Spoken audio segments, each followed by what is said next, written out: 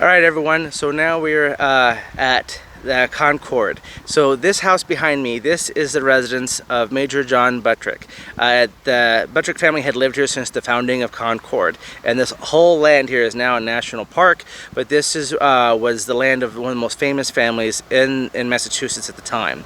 So interesting thing about here. So he was a former officer. He actually had served in the military prior to the beginnings of the Revolutionary War. Now, the Lexington had just happened, so the shot heard around the world had already happened, and that actually, the fact that so many colonists were killed, started to swarm this area. The Minutemen started to swarm this area, knowing that this is where the Redcoats were coming. So they get to this bridge, which is just down over here, which we'll get to in a minute. And the British regulars were coming here trying to seek out where all the munitions are, where's the ammunition, where are the guns. We just wanted to prevent this from getting out of hand, and that's why they were collecting the guns. They figured if we collect the guns, take away all the guns, all the bullets, all the powder, the colonists won't fight, and there won't be a conflict because we'll prevent them from being able to defend themselves.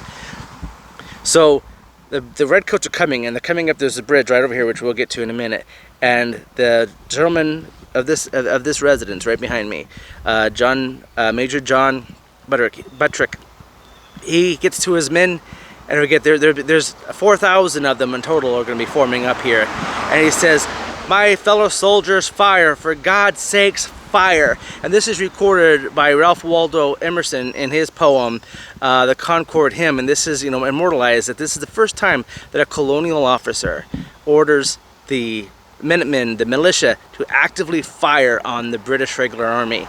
And this would begin the British retreat back towards the safety of Boston. As the Minutemen would swarm on both sides, firing them constantly, leading to where they were trying to retreat, the British regulars failed in their mission to not only retrieve and try to get all the munitions and the arms away from the colonists, but it actually hardened their cause to say, you know what, we're not going to deal with this. We're not putting up with this heavy-handedness from the Crown and Parliament more specifically, and that we're telling you we're not going any further. And so this is the point as far as the colony of Massachusetts is concerned, that there's no turning back. The beginnings of the American Revolution have now had two exchanges: the shots at Lexington, and then here at the North Bridge, which is all on the 19th day of April 1775.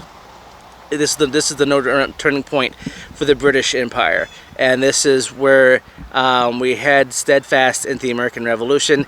Let's keep going down to the aspects of the Concord campaign, and then we'll move on to other aspects of the 19th day of April 1775. All right, see you at the next stop.